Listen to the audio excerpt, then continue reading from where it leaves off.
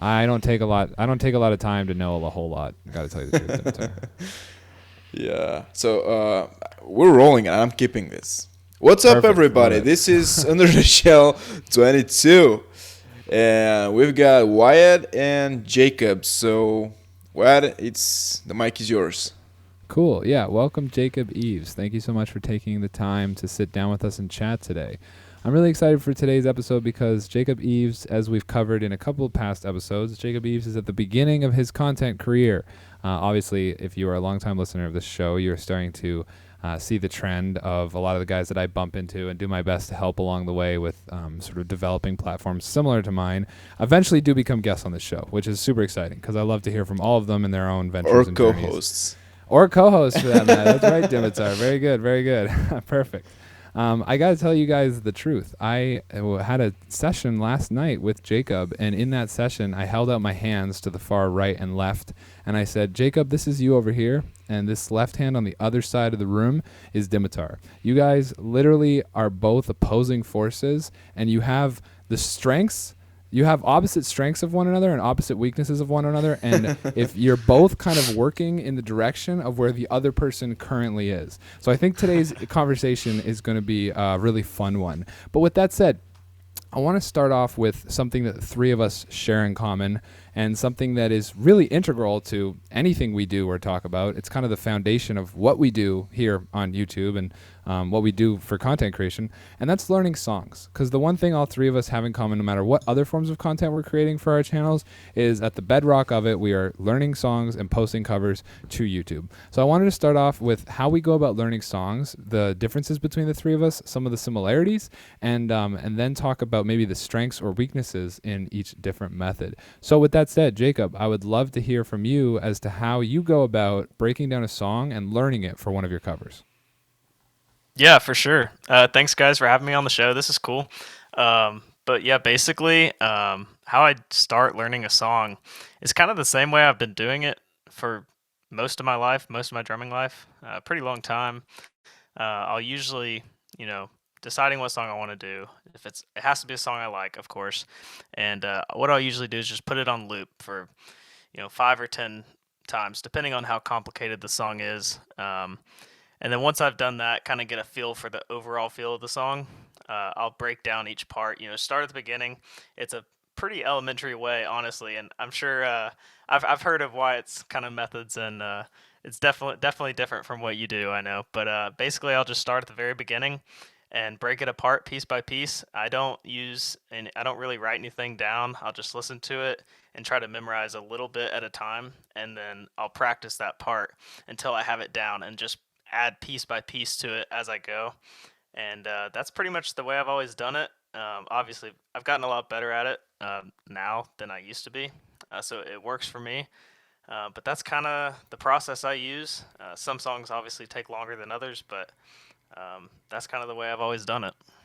When listening, so I take it like while you're going through the song from left to right and learning piece by piece, are you using like a DAW to keep your place? Or because back when I first, like my very first song I ever learned, I just kept my laptop beside me and would move my cursor along the YouTube videos playhead, and I would just like keep the cursor as a timestamp of where to start and then play from there for a little bit, and then when I messed up that section, click the cursor again and it would jump back in time in the video. How exactly are you going about like marking your place in the track if you're not writing anything down?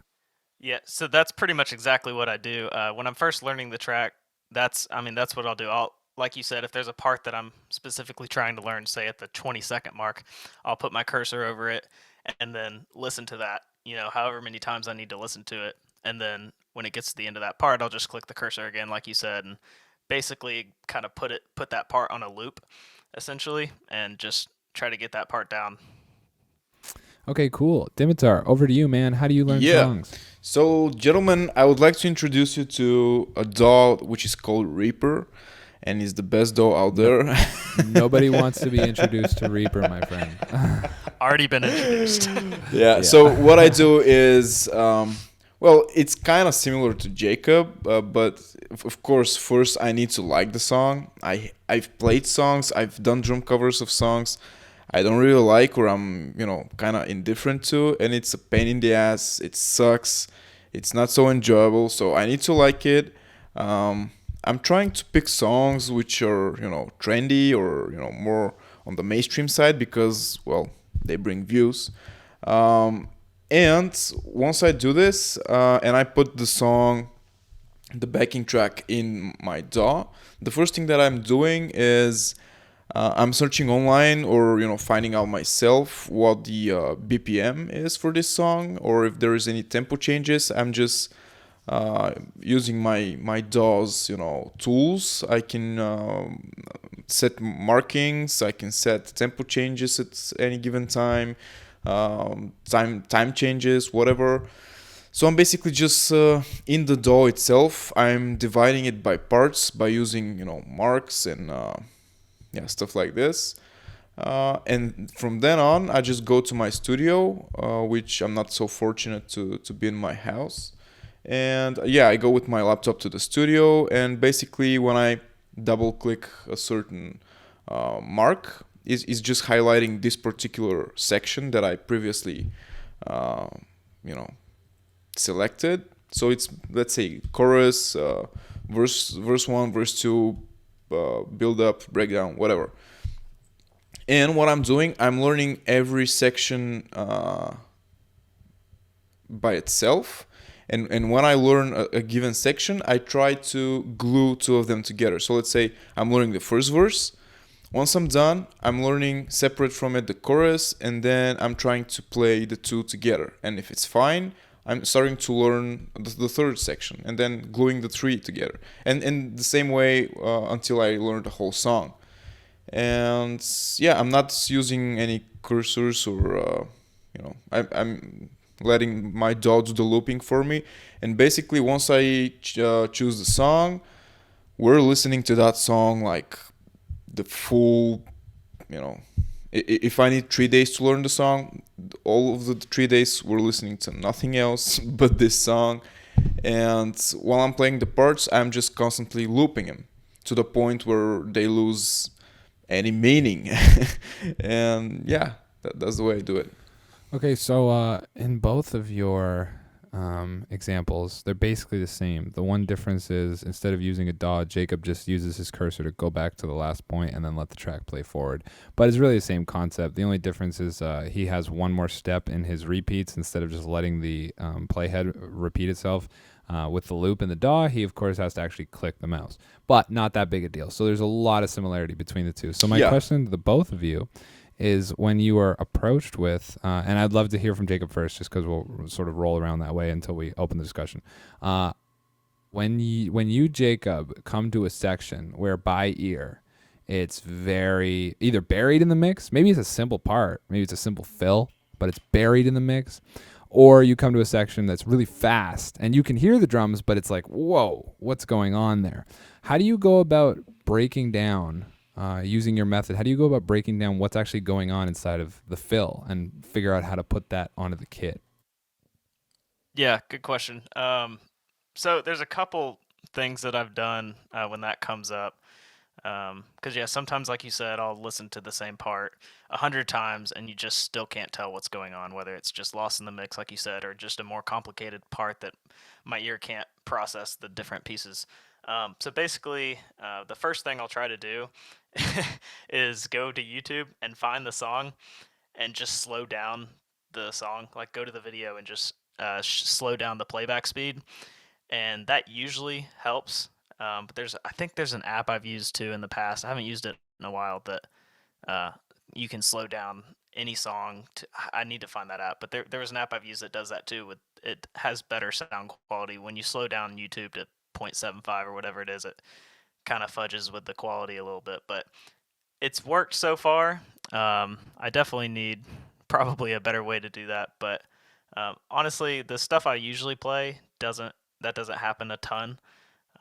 But it does come up occasionally, so if you have a better method for doing that, I'm all ears. Dimitar, what do you do when you find yourself, what the hell is going on? How do you break that down? Well, actually, some months ago, I had such a situation. It was one of Baby Metal's songs, and there was this part which was just intensely chopped up, fast double bass, which make no sense. Like you couldn't just remember it. It was just like it was short, but I wanted to nail it down like note for note. And what I did is basically again what Jacob does, but a little more technical. I just use my DAW. When you slow down things in the DAW, it doesn't fuck up the quality so much. So basically, I get it like half the speed, and then I get the overall melody of, let's say, this fill or this short beat. I loop it while it's slowed down, and I try to memorize the feel, the melody, not so much every individual hit. And once I do this and I start humming this, like for the rest of the day, I just try to get this in my head. And once I'm sure that the melody or the beat or the feel or whatever you call it is properly stuck in my head, I just sit down and listen to it very carefully, where I try to memorize every single hit. And if I'm not at the drum set, I just use the couch or my pad or my knees, whatever I can use to mark the hits. And from then on, I just loop this for like 20 minutes, 30 minutes, 1 hour, as long as it's needed, and until I just start playing it note for note, as with the slowed down version. And once it's 100%, I gradually speed it up from 50% up to 100, and yeah, that's the way I do it. Damn, boys, sounds good. Love it. So yeah. So I don't know, Dimitar, what should we talk about next? I guess I should say how I do it, because I do it a little bit differently than both of you. You're doing it a lot differently. I have the secret weapon that neither of you two have stumbled into yet, and that's the ability to write in MIDI. That's a big one, man, because the thing about MIDI is, like, when you get to, I mean, Jacob, you're a different kind of drummer. You much more punk rock focused. It's a lot more passion in your play, not as much technicality. So because of that, just because of the styles of music you cover, because of that, you might never need the likes of MIDI itself. But I use MIDI because MIDI is my way of writing things down in real time. And more importantly, if I can listen to a song and write out the MIDI note for note exactly what's going on in the song, then at any point in the process, I can mute the song and just listen to the drums. Or I can mute the song, slow down the drums, and listen and follow along on the screen and read back what the parts are that I've played out in real time as I'm relearning it. Tobines has the exact same learning method that I do, and personally, that's the one that fits right for me. Now, this means that there's no room for improv, except for controlled improv in the playing itself. So what I try to make time for in my covers is not all of them. Like some of them, like right now I'm learning Hypermania. There will be no improv in that song. There is more than enough of his drumming. Yeah, there's more than enough of his drumming in that song to fill up that song. I don't need to embellish a single note. But that being said, like there's examples where I'm in a Travis Barker sort of jam on MGK's record or whatever's going on, and it's a little bit chiller, and I want to add some little like goofy fills or something. And you can find that throughout all of my covers and my playing.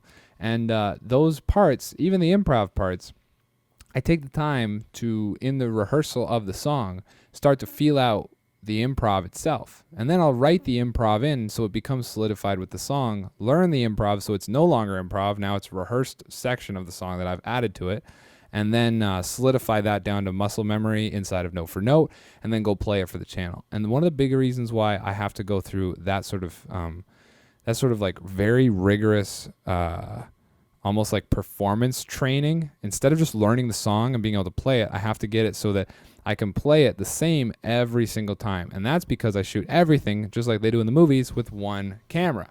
Now, when you shoot everything with one camera, in order to have clean angle changes, changing from angle to angle, you better be playing at the same time through each time. Because if you switch to a chorus that you played on the hi-hat, exactly, yeah. If you switch to the chorus and you're playing on the hi-hat, but last time through you played it on the ride cymbal, well, it's not really going to sync up. So yeah, let's talk about the differences in these. So what are the benefits to not doing it my way? Dimitar, go ahead. Well, you just said it. The biggest benefit is that when you're doing it one shot or as few shots as possible, your room for error is getting bigger and bigger. And basically, if everything's one shot, you have the freedom to, well, as long as you're playing the song right and you're not playing something completely different, you have the possibility and freedom to improv a lot more. And also you have a lot less work to do in post, where you're syncing audio, when you're transferring from shot to shot. You want to make sure that like 1 second before and 1 second after you're hitting the same cymbals or whatever. Yeah.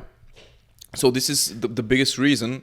It's time saving, because you're shooting like let's say you're not nailing it the first time, but you're doing like 3 takes. Whereas if you're shooting with one camera, you're doing three takes an angle. So yeah. Oh, I don't know about that. I do one take an angle, but Well, you're a pro. We're not. oh, I would disagree with that as well. You're on the show. That makes you a pro. Quite down. Yeah, true. But You're only so much as a professional as you tell people you are a professional in my mind. it's true. Yeah, you gotta believe in yourself before everybody else does. Yeah, you gotta fake it till you make it, baby. Yeah, yeah. But the one big minus in doing everything one shot is, well, it's the quality and financial part, because this means that you need to have, if you want 3 angles, you need 3 cameras, and you need money for cameras. Whereas you can, in your case, you can buy one really good camera and every single shot looks the same. Whereas, I'm using different cameras. One is cheaper than the other. You have to match their qualities, match their colors, whatever. So Yeah, that's a big one. yeah, it's a big one. But as everything else, there is a certain trade-off, and you gotta decide what you can skip on and what's the priority. I'm gonna interject one more point on this, and then we gotta talk to Jacob because we're ignoring our guest here. The last thing I'm gonna say is what I would recommend personally. I've done all of them. You name it, I've done it when it comes to learning these tracks and posting these videos. And I have examples on the channel of every possible method in going about creating these videos. And I mean, not every possible, because as I say that, I can hear people in the audience being like, well, mine, and then coming up with something new. But there's like big three. You didn't do it with a GoPro on your helmet. Yeah, exactly. You didn't do it with a GoPro on your chest. You didn't have the floating arms. You clearly have no idea the creativity level that I can strike with floating arms. Okay, that was terrible. Back to what I was saying. Of all the methods that I've done them in, I think really it's super, super important to learn how to create these videos. If you're a drummer at home and you're looking to do drum covers, or you're a drummer at home and you're looking to get into a band, or anything for that matter, learn songs. I think it's really important to be able to create these videos. I think it's a super, super important part of your resume. The fact that I can learn a song note for note, and when I sit down at the kit, turn a switch, boom, Wyatt's on, and then go from, chill, hanging out, sort of stoner looking, shaggy looking dude to fucking beast machine, destroying the kit perfectly in time, throwing the sticks, and all that I do when I do turn that switch on. The fact that I can do that is just like a part of the toolbox that makes it so that I can get into a band, and when they go to shoot the music video, I got it under control. I shot 110 music videos already in my basement. No problem learning the song note for note, and then as many takes as the director wants to take of me, I can do it the exact same way, so everything's going to stink up when you get that into post. I think that there's advantages to that, but then the time sync advantages that Dimitar brought up for the other methods I think are important too. And also, playing live, there is not more than one take. So, being able to learn a song and then sit down and do it in one take with maybe 2 cameras, 3 cameras most, but be able to do it perfectly in that one take, kind of like the Matt McGuire way, because most of his videos are just about one take. I think that's super important because that trains you for in-the-moment performance that you're going to need when you go on tours and things. So I think no matter how you're creating these videos, just whatever fits you is the best, and I think everything really works. What's your take on everything I just said, Jacob? Yeah, and I was going to comment with what Dimitar was saying too. I think because my process for filming these videos is actually kind of a combination, I guess, of what you two are doing. Because I do, like Wyatt, I do the one camera method thing. I moved my camera around, and as Dimitar said, yeah, I'll usually do 2 or 3 takes per angle just in case. But yeah, that's the way I usually do it. And so when I'm doing that, I do have the song. If I haven't written it out in MIDI or written down anywhere, I still know the exact parts I'm gonna play before I record. So like I'm not gonna be doing any improvising once I sit down to record the videos. I'll do that in the practice sessions when I'm learning the song, but by the time I go record, I know exactly the parts I'm gonna play. Down to ghost notes, left cymbal or left crash versus right crash, all that. So, kind of like what you were saying, Wyatt. But yeah, I won't do really any improv in those either. I pretty much know exactly what I'm going to be doing. At least that's the goal. Obviously, I've been doing that for only a few months now, so every now and then I make a mistake, but that's why I'm doing 2 or 3 takes per camera angle right now. But yeah. I remember. Okay, go ahead, Dimitar. My bad. I remember when we were talking with Michael Levine or Levine. Michael, if you're listening, I'm sorry. I never really got to how to pronounce your name. But if you remember what I was asking him, because out of all the drum covers that I've personally seen, his editing skills are just inhuman. I mean, every single drum cover of his is looking like a fucking movie. And I was asking him because he has all these transitions and picture in picture, and it's rotating clockwise, counterclockwise. He's just killing it in terms of post production. And I was asking him how and why are you doing all this? And if you remember, his answer was, well, I'm making a lot of mistakes while playing because I don't take my time to learn the songs, and I'm just covering stuff up, and this is what this is what happens. Yeah, I'm using a lot of angles, so people are distracted from it. And I was just as Jacob was saying, his fucking up every now and then. It's normal, and if the mistake is not so big, you can pretty much do something about it in post. But yeah, I was about to ask a question if you didn't have anything in mind already. Again, because we're on the topic of cameras and angles, like you mentioned, Matt McGuire, and I could add Luke Holland.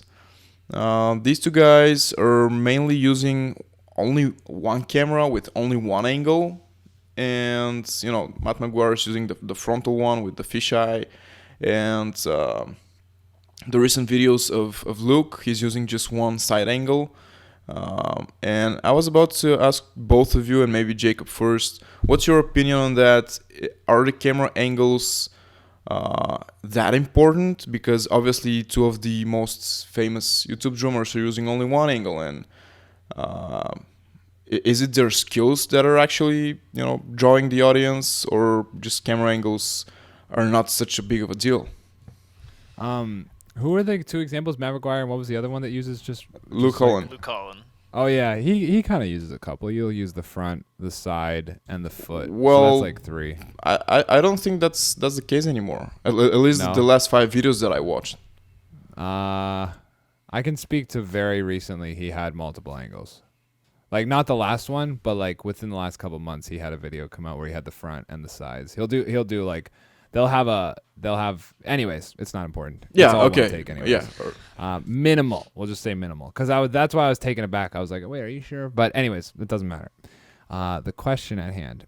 I don't think wasting time on editing or doing anything extravagant in these videos should be the focus. I think the video and the playing should be the focus.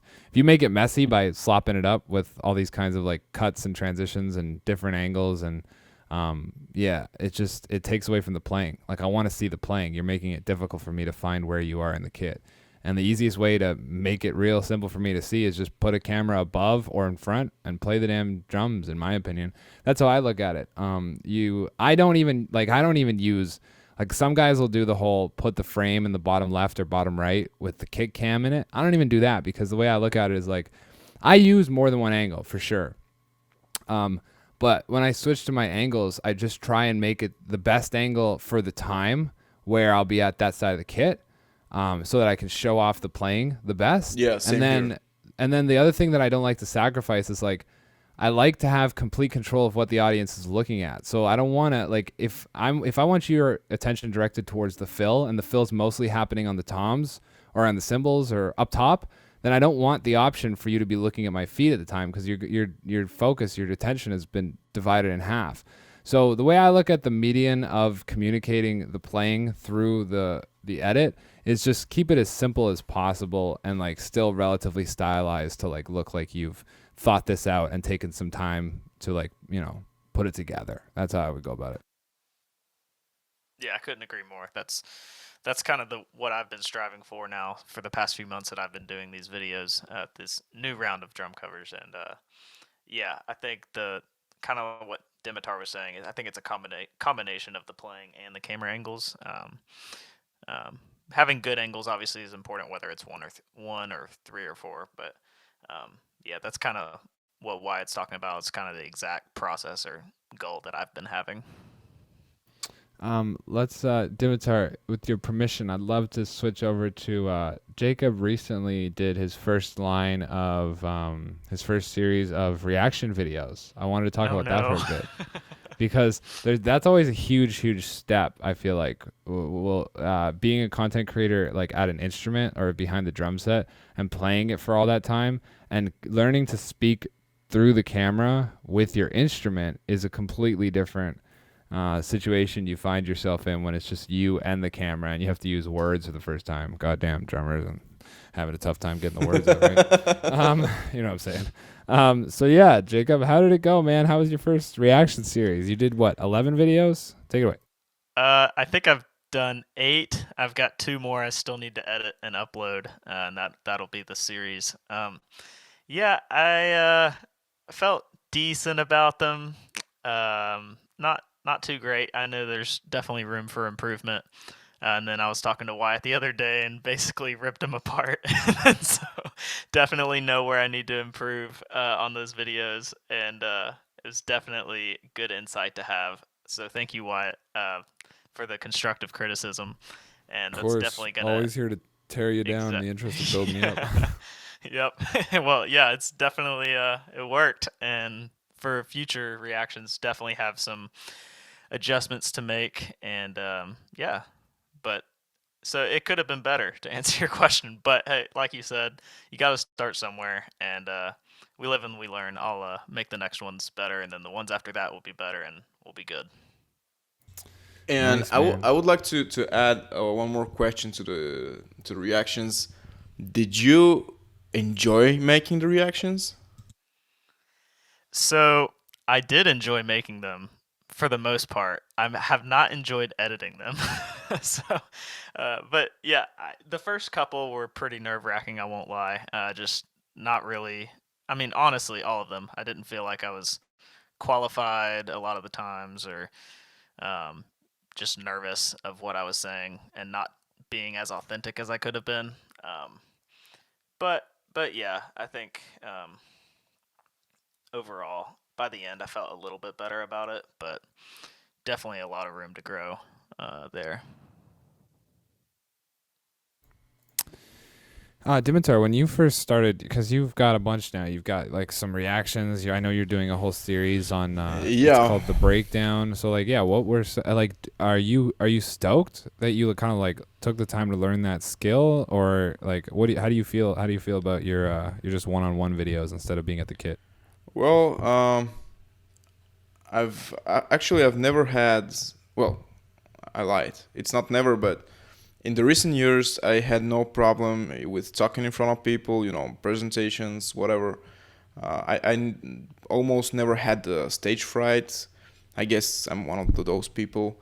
But I had never actually talked in front of a camera.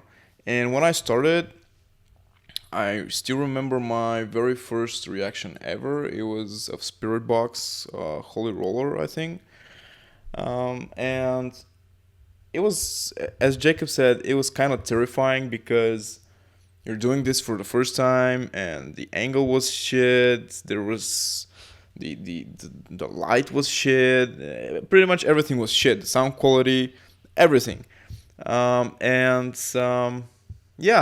you're not so authentic. You're constantly thinking how it's gonna look, if people are gonna bash you. But I guess this is the way with everything. But now I'm pretty good friends with the camera. I came to love talking in front of camera because there is nobody who can interrupt me. Um, and That's awesome. yeah, That's so true, actually. yeah, you can say whatever you want, and there is nobody who can tell you shut the fuck No. up. You'll hear about it in the comments, but those people you don't need to listen to. They can make that noise. Yeah. But anyway, people are not listening to you anyway, so yeah, it's fine. But me personally, I'm super stoked for my breakdown series because I'm, for those of you who don't know, and probably Jacob doesn't know, what I'm doing is I'm taking famous drummers from our scene, from our music. It's either YouTube drummers or drummers in famous bands. I'm looking at their drum cam videos or drum playthroughs or whatever, and I'm trying to my best ability to analyze, explain their kit, their setup, their playstyle, their technique. And in this way, I'm helping myself because I'm trying to figure out stuff. And at the same time, I'm providing some kind of knowledge and value for the viewers. And on that, I'm super stoked. Obviously, the podcast is super pleasant for me. Now, the reactions. I thought I would enjoy them more. I mean, I don't hate them, but it's a means to an end, you know. It's everybody's doing reactions right now, and even channels that I was following for quite a few time, who were bashing the reactions and said that they will never do it. 66 Samus, they started doing them, and Yo, call the fuck out, bro. I wasn't gonna say anything. That's hilarious. That guy's a beast, though. So. Yeah, he is, and huge respect for that guy. But if he started doing reactions, Yo, I mean, Canadian, just saying. Yeah, what? Oh, he's from Canada, dude. Well, he's not originally from Canada, but he lives in Winnipeg now. Oh, nice. Oh, yeah. And yeah, pretty much. I love talking in front of camera, but reactions are not my specialty, so to say. Yeah, reactions are tough. I took so much time trying to. I don't know if either of you have seen it, but I did an hour-long discussion video recently with Lindsay, and it was titled "A Conversation About 2020," and it was exactly 59 minutes. And in the video, we talked at length about. At one point, we talked at length about me doing reactions in the early days, and I fucking hated doing reactions at first. I didn't understand because I never consumed reactions. I was like, who watches these? But then I would get more views on them than my drum covers, so I had to keep doing them. I was like, oh my god. Yeah, exactly. Yeah, and now I've kind of come to sort of see what the point is, I guess. I feel more I don't know if this is the point, but at least I have sort of a framework in my mind that has me feeling better about I felt at first like I was being a cheapskate. I was just trying to get subs, which I was trying to get people to check out my drum covers more than anything.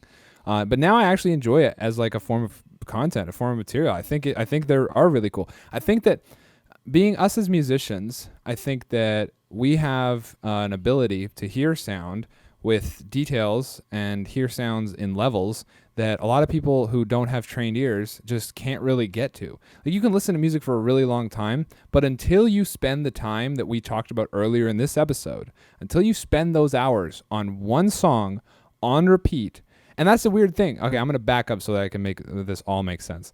When we take the time to play a section of a song that has one fill in it 70,000 times over again so we can figure out what that fill is doing, what's interesting about it is that when you are done listening to that section of the song on repeat for hours, you know what the drums are doing. But when you started, you could not hear what the drums are doing. So obviously, there is a deeper level that you're of sort of perception. That's the best word. There's a deeper level of perception in that process that we are having to tap into to be able to deconstruct the levels of audio, to pick out the pieces we want to hear and understand, and to put aside the pieces that we don't currently have room for because it's not part of the project at hand, right? And that gives us the ability, after many, many, many, many times of this, a couple hundred videos or whatever, we get a really good ability of hearing, and any musician, it's not just what we do with the drum stuff, I'm just relating it to that analogy. You get a real good ability to listen to music and hear all of the deeper levels. And because of that, when a musician sits down to do a reaction video, it gives you the opportunity to experience the piece maybe to a little bit more of a deeper level than the listener can. And you can be the bridge between what the artist is trying to convey and the entire scope of the message in the eyes of the viewer, especially if you take the time to pause it and break down some of the cool things that the listener might have missed. Because then when they go back through, they'll hear that and they'll be like, whoa, I'm so glad he pointed that out. That's so true. It's totally right there now that I'm listening for it.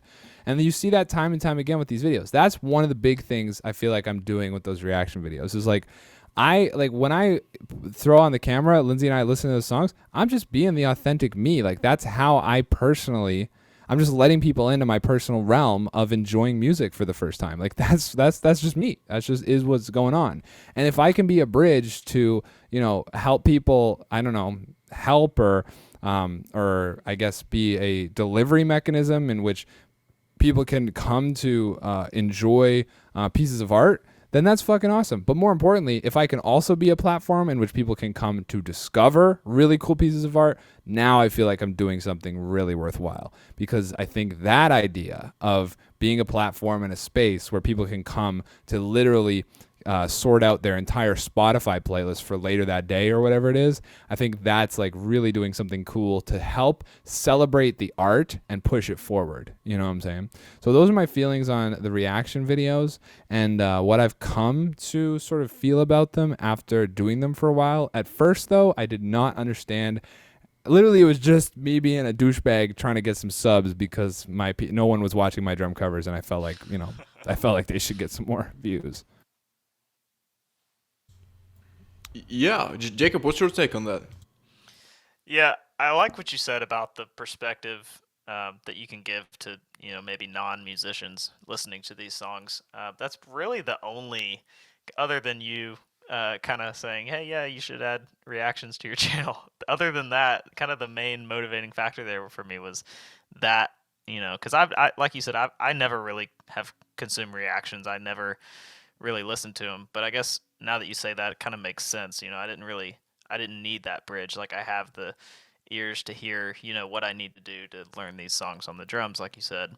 And so I think that's a really cool perspective to keep in mind. One that I'm going to definitely have to keep reminding myself of as I continue to make these videos. I think that having that in the back of my mind will be helpful to, kind of be my more authentic self in these videos. As we've talked about, that's something that would make my videos, reaction videos for that matter, a lot better. So to add to that, even what I'm going to do is make it personal to you and take it even a step further. And one of the things, although you say, those are the two reasons. One of the reasons is Wyatt suggested to you that, I suggested to you that you should give this a shot. So that's like, because I hold enough weight because, of the relationship we have, all that kind of stuff. I hold enough weight for that to be a motivator. And then the other one, a more deeper, more relevant motivator is the one that I just brought up that you agree with.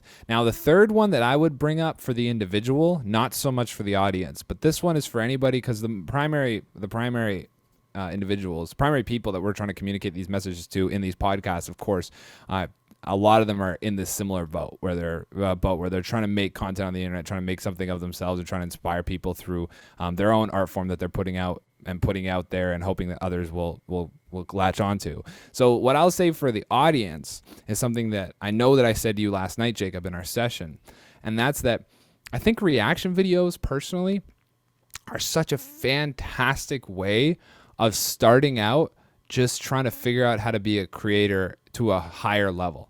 Like I feel like my Twitch streams, I mean, personally, I like my Twitch streams, but I feel like people enjoy my Twitch streams now because I took the time to do 2 years of, we've done a few hundred, so probably like 200, 250. I've done like 250 reaction videos at this point.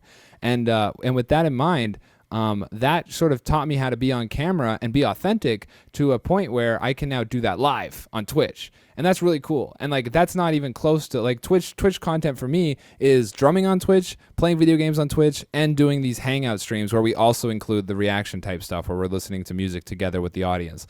So in those 3 places, like only one of them is directly relevant to the skill of creating the reaction videos, but the other 2 now I can do to a higher level because I have that like that I've managed to sort of get rid of all the friction between me and the audience through the practice of making the reaction videos so that I can just sort of be there with them and be my fullest self, be my like authentic self. And I think that skill has just been developed through doing these reaction videos. So I think that like if you're somebody who wants to start streaming on Twitch, or if you're somebody who wants to start doing vlogs, or if you're somebody who wants to start doing lesson videos on YouTube for drums, guitar, whatever it is, whatever you're, maybe you want to do cooking show, whatever it is. I would say that if you're doing something already, maybe consider doing one of these breakdown type reaction series where you just sort of sit there and participate in content of some sort relevant to your field and break it down for the audience so that you can communicate to a higher level whatever it is that the piece of art was maybe trying to communicate that the audience might be missing out on. This in turn is just going to give you a ton of practice at being on camera and getting used to being that personality that you're going to want and need later on in your own career so that you can jump into Twitch, you can jump into ad reads, you can jump into, like there's so many industry opportunities that will pop up for anybody who can be a good talking head. Like we've seen that time and time again across every industry. So why not learn how to do it? Why not have that as a skill? You know what I'm saying? So yeah, that would be the third motivator would be just doing them, even if nobody's watching them. Just doing them is great practice for learning how to be on camera and then doing anything in the future. At least that's what, I'll even say one last point and then we'll move on for this. That really was the foundation that Lindsay's channel was built on. Like Lindsay's channel doesn't include reaction videos, but I don't think her channel would have been possible if it wasn't for Lindsay and I teaming up and making so many YouTube videos together. Because not only did it teach me to be on camera, but it also taught her to be on camera so that she can come out of the gate and get like a ton of new subs and like have a ton of views right out of the gate on her first and second video. And those videos look like she's been doing it for years because she had been doing it for years. You know what I'm saying? And she practiced it. And it doesn't have to be necessarily about music anymore. She can just take the skill set of being this person that she's created, this authentic character version of yourself, and being there and eliminating the friction and sort of delivering the message the cleanest way possible to the audience. So I think that's like a third huge motivator for anybody ever consider doing these or even just checking them out, I guess. Yeah, absolutely. I agree with that. I didn't have that, to be honest, in the back of my mind, but yeah, like we've talked about that, I completely agree. That's something that is a motivator for me, and not really, it wasn't in the moment, but definitely would be a good skill to add to my portfolio. Yeah, exactly. Yeah, just I think it would help me in the long run. Like you said, with anything content creation, whether even with drum covers and other forms. Yeah, that's definitely what I found, at least with it. So yeah, Dimitar, what should we talk about next, my man? I was just I was listening to you and I was just thinking back to when I saw how many views I get compared to my drum covers, and don't think about that. Yeah, for quite a long time I was super bitter about it because I was like, I'm spending literally 1 week to film one video, and I'm learning the song, and I'm editing, I'm shooting different angles. I'm putting all this hard work, I'm pouring my soul out on the kid, and I'm getting 100 views. And then I'm shooting a reaction for like 15 minutes, edit it for 1 hour, and I get like 5,000 views. And this is so unfair. But, as the time passed by, I was more and more convinced in the things that you said. And I understand why reactions are working the way they are, and I understand why people are consuming them. And I've watched some reactions too of like you, of course, and Nick Nocturnal and stuff like this. Not anymore because I'm sick of reactions. But yeah. Oh, you make them. Yeah, that makes sense. Yeah. It's like it's like you're always thinking that if you're working at, let's say, I don't know, food factory, or you're making burgers, you're gonna eat burgers all the time, and this is like a dream job for you. But once you start doing that, you're hitting burgers for life. It's more or less the same thing with reactions for me. But yeah, I mean, now I understand that they're actually helping me, and if it weren't for the reactions, I would probably never move on to, any high value videos like the breakdown series, because I didn't have the confidence to do so. And for me, reactions are really a stepping stone just for every content creator. And yeah, once you're comfortable with making yourself look like a fool regularly, there are endless possibilities from there. Yo, 100% agreed on that one. There was a great Crystalia interview. I think it was Crystalia on Joe Rogan, where they talked at length about how like they don't like comedians, professional comedians do not feel the emotion of embarrassment anymore. Because like that's the thing, is like you're standing on stage in front of 100, 200, 500,000 people, whatever. And if a joke doesn't land, it's the most like, they describe it as, I wouldn't know, but it's they describe, well, I can kind of guess what it's like, because I've messed up on stage real bad, like we've all been there. But I can't imagine being by myself. As a drummer, you're so shielded, right? So you're literally on stage. There's no music. There's no background dancers. There's no production of any kind. You got your voice, and you got to make 1,000 people laugh. And if a joke doesn't land, it's like, oh God, right? But then Yeah. you do that so many times, because that's the craziness they dive into in that realm, is they continually go through that pain of jokes missing until they start landing them. And like by the time they get to Crystalia level, Joe Rogan level, whatever, like Bert Kreischer level, these like elites in the field, they don't feel the emotion of embarrassment anymore. And that like cascades into all areas of their lives. They like talk about that. They like they have to like think about things and be like, wait, that's stupid. If I wasn't a comedian, I wouldn't have thought to do that. Back up. You know what I'm saying? So I don't know. I thought it was funny the way you said that, because that reminds me of sure, that. totally. It's like dulling yourself to the trial and error process, which is super important. But that means that in the times where you fail big and it's like soul wrenching. I had a reaction video where I bashed a band, and I'm not gonna say who the band was. It was a big one. It was Bring Me the Horizon. I bashed Bring Me the Horizon. Yeah, I bashed Bring Me the Horizon in a reaction video, and the audience went against me, and I had a ton of dislikes, and the comments were all like, "You're a scum sucking piece." I was like, "Whoa, bro. Okay, I said I didn't like the song. Chill." But you know how it is on YouTube.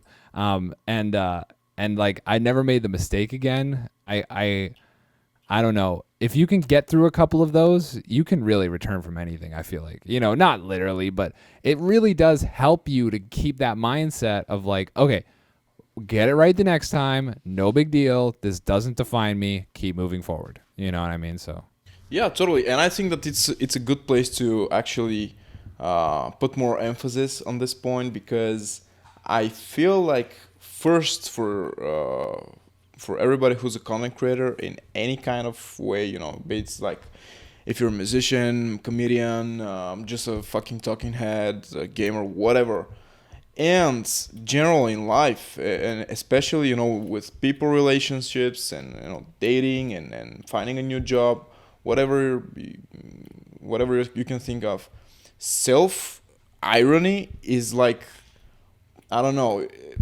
if not the most, then maybe the second or third place most important trait and skill you can actually master in your life.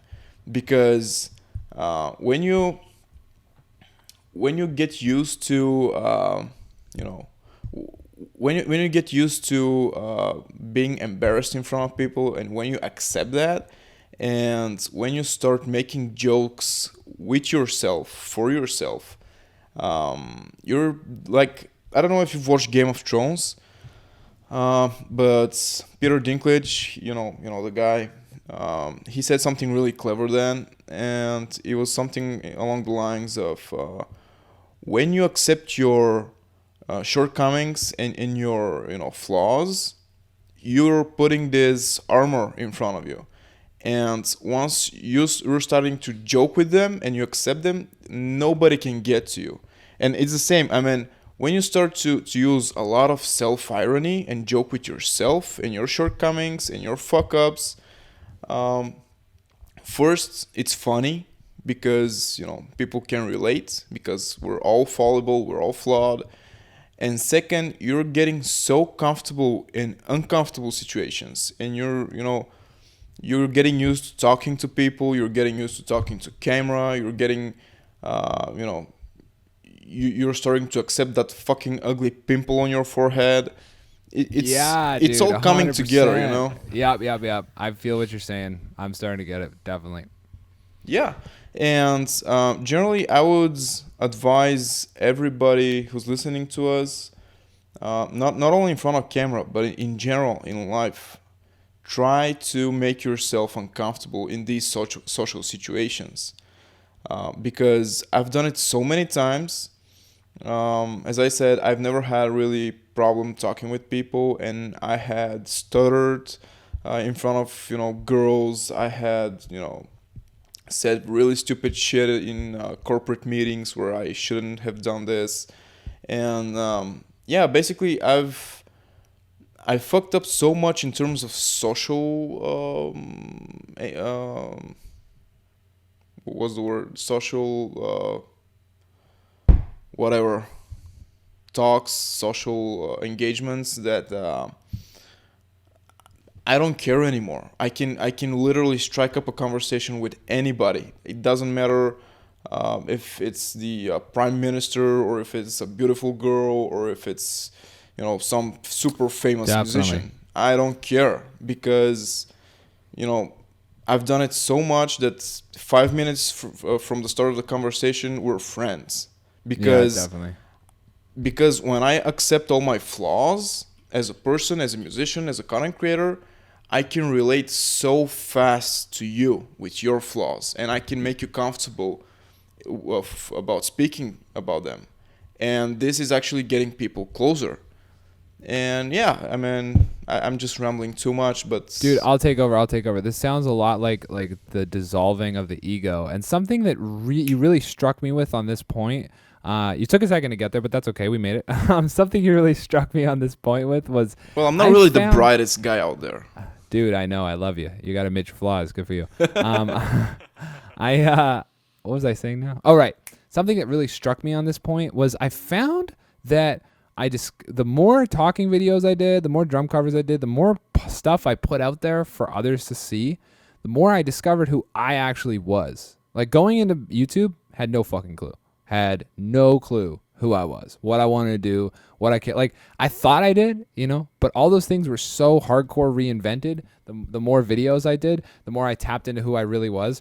And this is interesting that we're talking about this, because this is exactly something that Jacob's focused on right now, is discovering like the true him. And I know that, and I hope I'm not spilling the beans there for you, Jacob, but that's something that we've been talking about. And I feel like this is a really good conversation to have right now and right here, because it just dawned on me that's really in a lot of ways how I kind of came to grips with who I was and am. And that's just like, I don't know, the more you shine, the more you allow other people to view your reality, the more you kind of strengthen your own reality, because you kind of like, it solidifies more and more to you what you are, what you're capable of, what you're not, where your weaknesses fall. And you kind of can find this like middle ground where you're more centered in being accepting of yourself and dealing with that people won't and people will, and that's okay. And it just kind of gives you that, like, I don't know, this is me sort of perspective. Yeah, absolutely. That's definitely something I've been working on. Like you said, we've kind of been talking about that the last few weeks. And so, yeah, I really hope that with these videos, I've seen an improvement, and I've come to learn more about myself. Honestly, these last, what is it, 4 months, I guess, that um, I've been working with you, or you've been working with me rather, on these videos. Um, I've seen more growth, honestly, in these last 4 months, just from the different approaches I've taken this time. Because I've been doing YouTube for a while now, but uh, definitely have some different approaches this time that I think are really helping with that, and hoping over time that I will kind of discover more of that, authentic me, and that'll translate and pass through to whoever's watching as well. I think super important, and honestly the main kind of goal right now for me with the channel. So, like, let's make point A, like, before you and I met. And in your working towards getting to point B, which is sort of having a grip on who you really are and like feeling that sort of aliveness in that concept, uh, do you feel like you've broken ground? And if you have, what are the things that have kind of pushed you outside of your own bubble and made it capable for you to kind of punch past? Yeah, like, I guess just like be you, What are the kind of things that are helping you with that? I mean, it might just be as obvious as what we've been talking about, but hit me with it. I'd love to hear it. Yeah. Yeah. So I think the first thing that came to mind when you said that, or I guess a piece of advice I'd give to anyone listening that's kind of in a similar situation to myself, would be just to try as hard as you can to drop any kind of ego that you have, like, honestly, because I'm still working on that. Like, I'm definitely not, I haven't, like Dimitar talked about, I haven't reached that point yet by any means. But I'm getting there. And before I started, talking to Wyatt, basically my YouTube journey was very reserved, and I didn't really take any risks. I wasn't really thinking outside the box at all. But now, at one point, I, let go of my ego. I was like, all right, you know what? I'm gonna take this more serious this time. I'm gonna reach out, this Wyatt guy I see on YouTube, throwing his sticks around and stuff. He offers lessons. I'm gonna reach out to him and take some drum lessons. I was like, at that point, I was like, Whoa, bad idea. well, we'll see. But at that Run point, while you can, because I'm having a podcast with this guy, and it's for life. So save yourself. You're stuck, Dimitar. This is a one time for me. No, I'm just kidding. Oh yeah, Dimitar's stuck. I'm like planning his plane tickets and everything when COVID's over. That's awesome. No, but for real, like, before we started doing this, I was kind of just like, oh well, I'm not the best drummer in the world, but I don't need to take lessons. I mean, those were legitimate thoughts, that I was so in my head about that. And then when I finally was like, you know what, maybe it's worth it, it just opened a lot of doors for me, and I just saw different perspectives. Having someone, that's farther along in the journey than me, kind of look into my world and my experiences and say, hey, this is, and just point blank be like, hey, this is good. This is what you need to work on. These are some things that you should think about.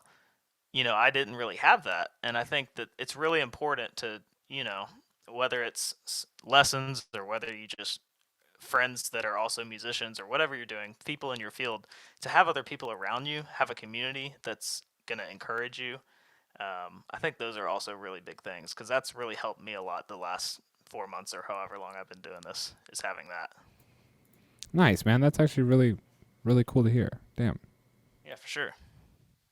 Yeah. Awesome. I would expand that even further and just make sure that, you become a product of, you really, really become a product of your environment and product of the people you keep close. So keep the right ones close. Keep the ones that, like, even when you fall, they're going to pick you up and get stoked that you fell because they find the lesson in it and help you find it if you can't see it for yourself. I think it's all super important. I've had a few key people in my life personally that if they weren't there to pick me up when I fell, or they weren't there to be like, Wyatt, you already made this mistake 6 fucking times. Can you please stop falling in that pothole? If they weren't there to do those things, then I wouldn't have been able to get over those big hurdles and keep the growth, keep the mindset focused on the growth instead of the falling, right? Yeah, exactly. And just to add to that, I think it's also important to, be open to those criticisms, like, accept those criticisms. Obviously not everyone's going to give constructive criticism, but if it's constructive criticism, that's something that you need to listen to. And if you're like old me and just tried to do everything by yourself, you're not going to get very far, most likely.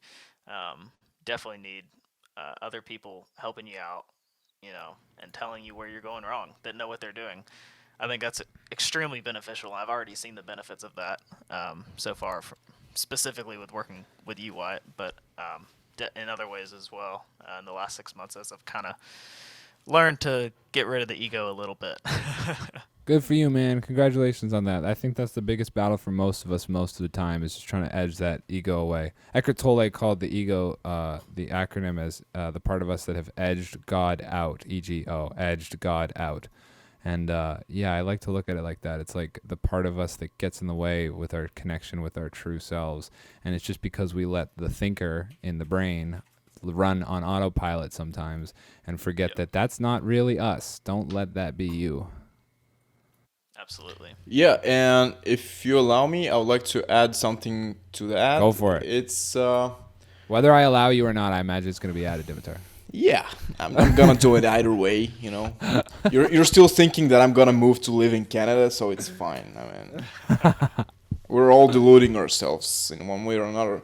Hey, it's Lindsay who's putting the papers together, bro. Lindsay, I love you, but it's not gonna happen, dear. So, what I was about to say as an advice for something that's really it's been happening with me for a long time. It's still happening with me right now, and I'm speaking from experience. If you want to reinvent yourself, if you want to step up your game in anything that you would like to, doesn't matter if it's better videos, better playing, getting in shape, getting a raise, I don't know, whatever your goal is, find something or somebody or it's a job, a profession, a hobby, an instrument, a person, doesn't matter. Find something that you really love and let it fucking destroy you. Let it just raise what's the word? Let it just crumble you to the ground, because only these things, only these people, and only these situations are going to give you the needed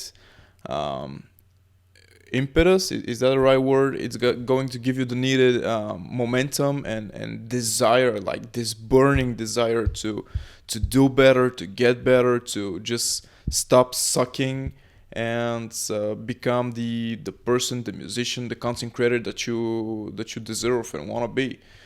Because sometimes it takes a pretty big leap, and it's a leap of faith. In order to, you have to risk some stuff. You have to, because there are a lot of, as what has been constantly saying to me, there are thousands, hundreds of thousands of channels on YouTube or podcasts or whatever. And a pretty big percentage of them is doing the same formula, the same stuff. And, they're not really different in any kind of way. So if you'd like to, separate yourself from the crowd, if you'd like to be more than everybody else, you have to risk more, and you have to, you have to do more. But in order for you to get there, because this is painful, it sucks, it's a lot of work, you really need to love what you're doing. So just let it, whatever you love doing, just let it destroy you, and let it guide you on the way up. Yeah, totally. I like the way you said that. I think it's better to let what you love ruin you and still have what you love. Wait, I'm trying to make something up on my own here. I don't know. Than anything other than that. You know what I'm saying? Like, not really, no. Then be a slave to missed potential. There you go. It's better to fall in love with something and let it ruin you than be a slave to missed potential, which is just saying then to... I don't know, than to not let it ruin you. I don't know. I'm just saying what you said is cool. I fucked it up. Don't worry about it. No, I know exactly what you're saying. Yeah, that makes complete sense. Okay. No, I like it. Perfect. I'm glad. Cool. Thanks, Jacob. Thanks, Dimitar. And on that note, guys, I think this was a great episode. Yeah, it's a good place to end it, because my capacity mental is really drained right now. Way, 100%. And yeah. From here on, I'm gonna start with the corny jokes, and nobody wants to hear that. Sure, yeah, for sure. I'm down with your corny jokes. Okay, guys. Right. Thank you so much. Thank you, Jacob. Before we go, Jacob, let everybody know where they can find out more about you. Yeah, absolutely. Thanks for having me on the show.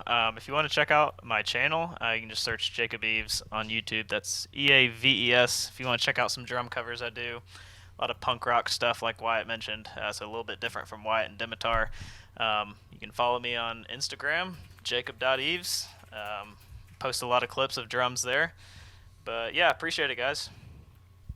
Cool, man. All right. Cool. Thank you so Thank much you. for listening. Bye bye.